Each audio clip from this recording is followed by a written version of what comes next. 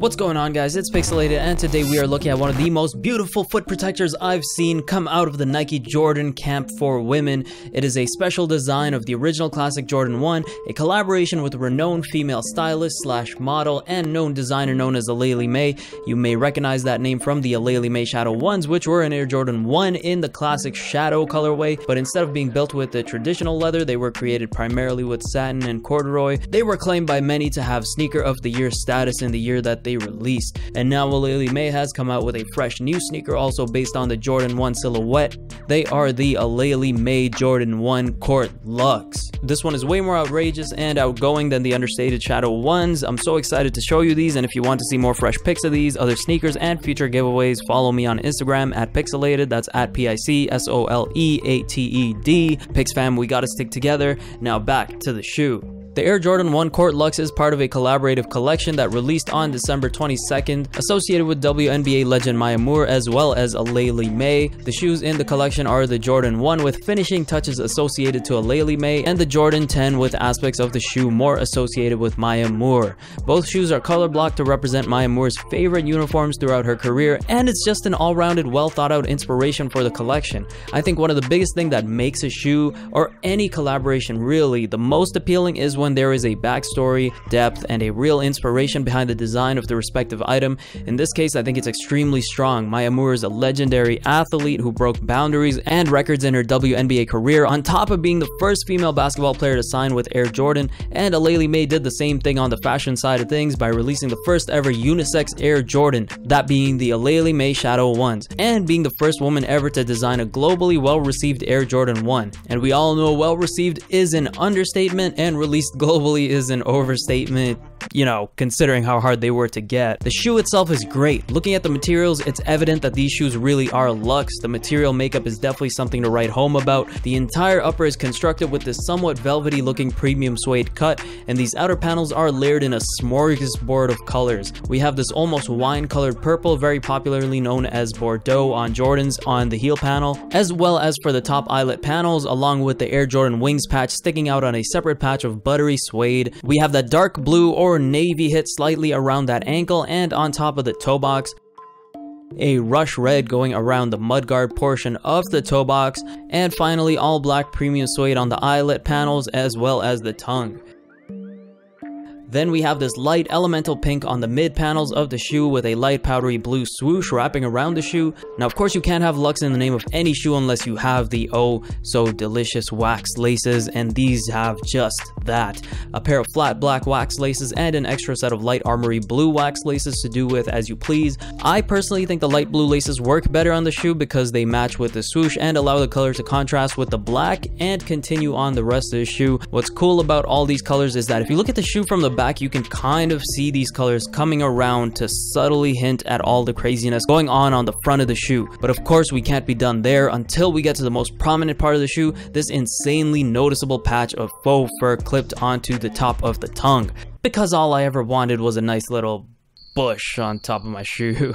Okay, now of course this portion is removable, but it makes the shoe stand out nonetheless. As a guy, I don't think I would ever really be able to pull that off. I don't even know if that'll be acceptable for me to do that, but for a girl, I think that's amazing. I'm a huge fan of accessorizing shoes the right way, keyword the right way for all you off-white Nike fans out there. That means no zip tie, or making them more than just the standard shoe designs, and I think this really works here. It's a call out to Aleali May's background in high fashion, and it allows you to dress your look up for the winter. Of course, it's not always favorable to wear fur on your shoes, and if it's that time of the year for you, feel free to remove the fur. Removing the fur exposes the black tongue with Nike Air embossed into it. But the Lux doesn't stop there. In fact, it steps up a notch just when you thought it was done. The entire inner ankle panel and tongue of the shoe is made of this extremely soft premium leather, which P has dubbed as camel leather. Super wrinkly and ballsack looking, it's so buttery and premium it folds with the lightest push. That's a sign of high quality leather, and to top it off, the insole of the shoe is the same or similar looking premium leather with a quilted stitch running through it, and a Aleali May signature on the heel. finally, we have this light bone midsole and outsole, a simple and clean contrast to all the colors and craziness going on the rest of the shoe. Now, we know this shoe is a women's only release, and although I feel like I would still be able to rock these as a male without the faux fur, of course, I still feel like this colorway was purposely meant to be catered to females. Now, of course, that isn't going to stop men from wearing the shoe, nor should it, but this leads me to pose a question to you guys.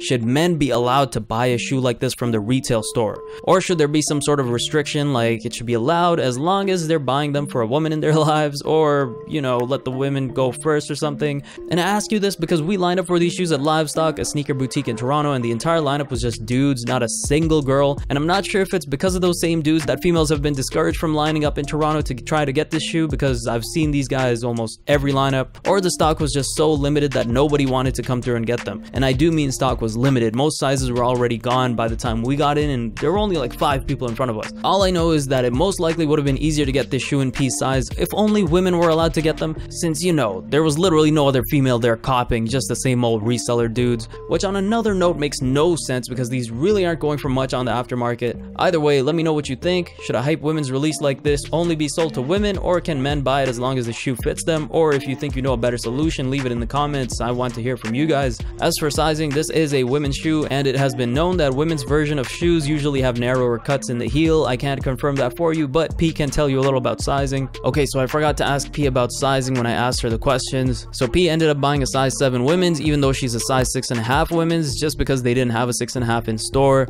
Now, she says she can manage as long as she wears thick socks or adds an extra insole, which really just means that if you want this pair, go your true size. If you're a size 8 in women's, get a size 8 in women's, so on and so forth. Now, because it's a women's shoe and I didn't really get to wear it, I obviously had to get a woman's opinion on the shoe and everything around it, so I got P's thoughts on the shoe itself and other things about it, and here's what she had to say. Alright guys, so I'm here with P. She got the Aleali May Jordan 1s. What's your opinion, P? What are your thoughts on the Aleali May Jordan 1 Court Lux? What are the pros? What are the cons? Why did you get them? What did you think about the inspiration behind them? Yeah. All that. Alright, so these are the Aleali May. I believe this was the second release. I missed out on the first shadows or whatever. I had to get my hands on these. Personally, I like these ones better. The color palette, the way that the different colors work together. Yeah, I don't like the shadow ones in general. Yeah, though I like the kind of like the towel swoosh, but aside from that, these I'm feeling a lot more so. And I love how the colors like all kind of go together too. It's like the light pink, and then we got like the light blue, and it goes with the other colors too, like the the punchy red and the blues or whatever. Is quite nice, and it's supposed to be luxe premium material, so we got suede all around, so it gives me the Sean Wotherspoon vibes, like in terms of the colors and whatnot, like how it's like it's pretty much a Sean Wotherspoon Jordan 1. Well, yeah, let's not say a Sean Wotherspoon version of a Jordan 1. Yeah, that's true, but I like the execution of this one. It looks good. Premium materials, waxy laces. I love the leather in the inside, so it does feel very comfortable, and it has like it's like a leather cube, you know, like when it's cubey. You know, like the cubey, the quilted, like, it's a quilted. The quilted insole or whatever. Yeah. So it's nice when I slide my foot in, like I get the cushier on my ankle, and then it feels like I can feel the cubes on my feet, and it's nice. Yeah. And like it all around feels nice. Pros and cons. The cons, unfortunately, after less than a day of use, the big con is it bleeds. So the color on a white midsole, I kind of see like the purple kind of like going into the color, and the red also going into the toe box, unfortunately. So you have to be careful when you wear this. Definitely don't go hiking or anything. Just do low-key activities with this. Low-key casual activities. Casual strides or whatever with these ones. That's the only thing, or just make sure you clean them and keep them on point.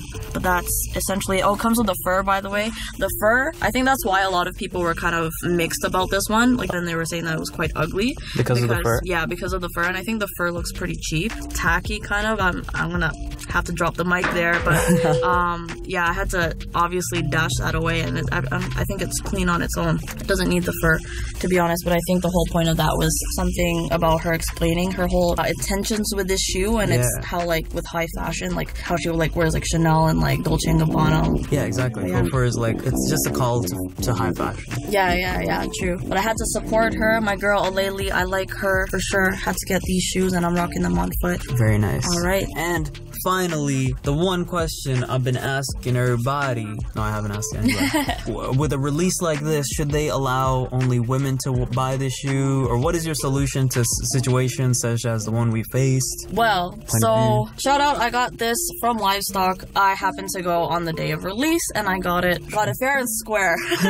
Lining up, got it fair and square. Yes, but I do have a bit of a backstory. So throwback to the Shattered Backboard release, as that was a women's only shoe. So I have very similar opinions as it comes to this. The thing that I appreciate, I know you asked me, do you think that this should be women's only to purchase? And I would probably say yes, just because it's hard for us out here. There is actually, I remember with the Shattered Backboards, like certain, I forgot, I don't want to like quote exclusivity or whatever, but I think they did like a shoot off for girls, and then like they actually let like girls participate, and whoever like won or whatever, like the girls would actually be able to get the shoes.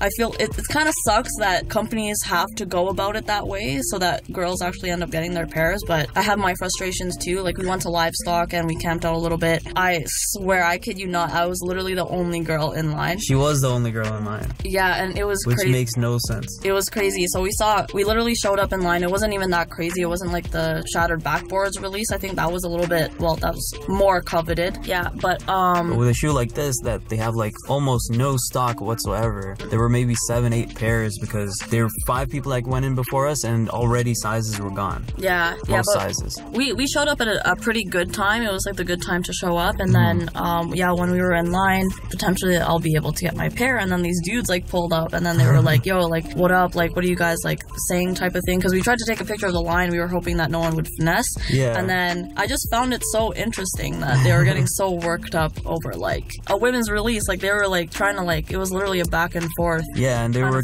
thinking we were trying to finesse them out of line or something, when in fact they were getting more people to come in line for them. Yeah, because there were like 4 dudes that were trying to basically say like, oh well, we were before you kind of thing, and they were posted up in the car and just trying to. Well, there were only 2, but then like 2 of their buddies came and they're like, yeah, they were in line too. Yeah. When you could tell they just came from home, dude was half asleep or oh, whatever. for sure. Yeah, but they were. I just found it so funny, like how heated they were, and I had to call them out on it. Unfortunately, like it was just so funny. Like it's a women's release, and like you know, I'm wearing this for personal, but like dudes are lining up out there in the cold hours just to take it away from us. Yeah, most of them are pretty much resellers, so it was kind of a. I found kind of whack. Like honestly, if you like this shoe, go get it. Like I was thinking resale's not that bad. Like they're doing the most to earn like $10 on the shoe, but like honestly, that's the thing. Like when it comes to sneakers, right? Like just go for it to go for it. Yeah, go for it. Buy shoes to wear. Yeah, especially when it comes to women. Like come on, like show us a little bit more. Life's too short, guys. Don't freaking line up for every shoe, even if it's only selling for $10, or you're gonna make $10 profit.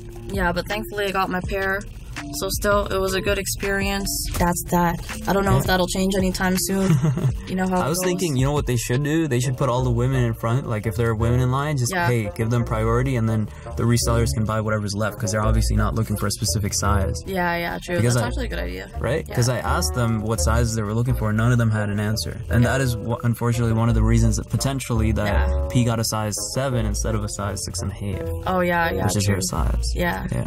Yeah, so I think they kind of snaked me on that one. Yeah. There you go. Alright, there you have it, ladies and gentlemen, but mostly ladies. That's my review for the Aleali May 1s Court Lux. Super plush, premium materials, overall great execution. Terribly sad for the limited quantity in Toronto. What do you guys think about the shoes? Is it something you'd wear, or are they too colorful for you? Let me know that and everything else in the comments. Catch you later. Pixelated and P are living Lux.